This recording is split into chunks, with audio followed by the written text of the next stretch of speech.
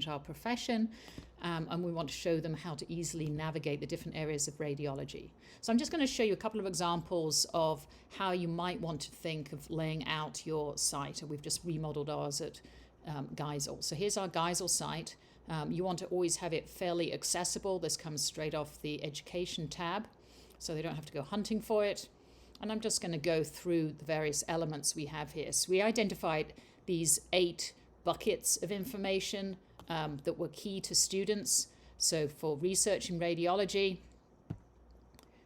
they want to be able to know who they need to contact and what information they need to give. We have a radiology triage program where the students help the residents on call, and it's a paid program, so that gives them some contact information for that. If you have both internal and external grants, scholarships, and fellowships, bring them together in this one place with links. You can see we've got both national and local grants that we do there.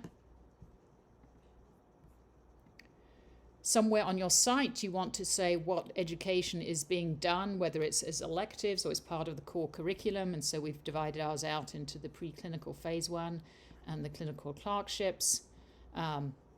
Here with what happens and the different electives and who's in charge of each of those. If you have radiology interest groups for both diagnostic and interventional radiology, then list them, say who the contact people from both the students and the faculty are. Obviously, these have to be updated every year. I realize that's a pain. And then describe the different sessions they're having, and if you have a calendar, then put that there.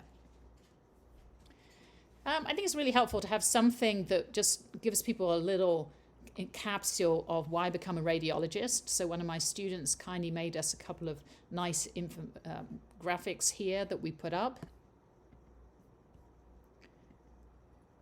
For students who are interested in radiology as a career, tell them, give them resources and elective recommendations and who they should contact in radiology, along with some different links, what meetings you have for career advising. We have our radiology interest group career introduction, meet the experts dinner. We have some webinars and so on, and we have some shadowing opportunities. And then finally, you need to collate links and resources into one place so that we have a bunch of different educational resources here for students, both internal and external, most of them internal. And then we have links from the different radiological societies and explain how students can join them, with that costs them any money, as well as some career advising links.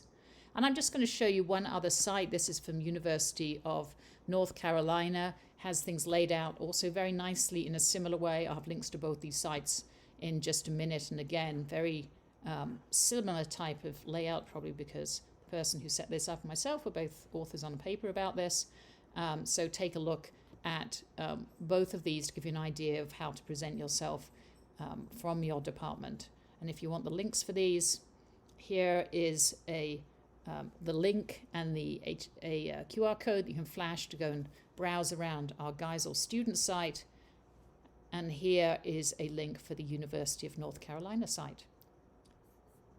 Thank you very much for listening.